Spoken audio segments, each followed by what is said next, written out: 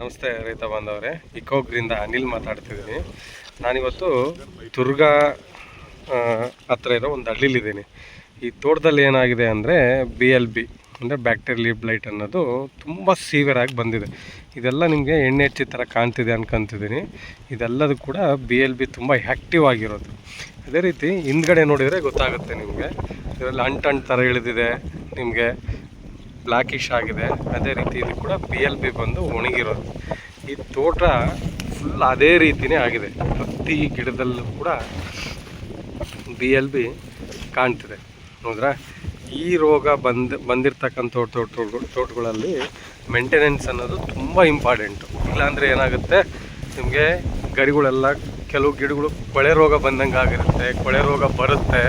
ಆಮೇಲೆ ಇದನ್ನು ನೆಗ್ಲಿಜೆಂಟ್ ಮಾಡಿದಷ್ಟು ತುಂಬಾ ಕಷ್ಟ. ಯಾಕಂದರೆ ಮಳೆಗಾಲದಲ್ಲಿ ಅಥವಾ ಚಳಿಗಾಲದಲ್ಲಿ ತುಂಬಾ ಸ್ಪ್ರೆಡ್ ಆಗುತ್ತೆ.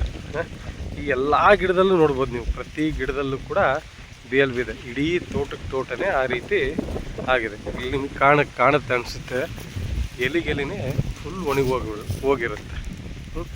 ಹಾಗಾಗಿ ಇದಕ್ಕೆ ಸೂಕ್ತವಾದ ಕ್ರಮಗಳನ್ನು ತಗೊಳ್ಳಿಲ್ಲ ಅಂದರೆ ಈ ರೋಗವನ್ನು ಕಂಟ್ರೋಲ್ ಮಾಡೋದು ತುಂಬಾ ಕಷ್ಟ, ತುಂಬಾ ಕಷ್ಟ.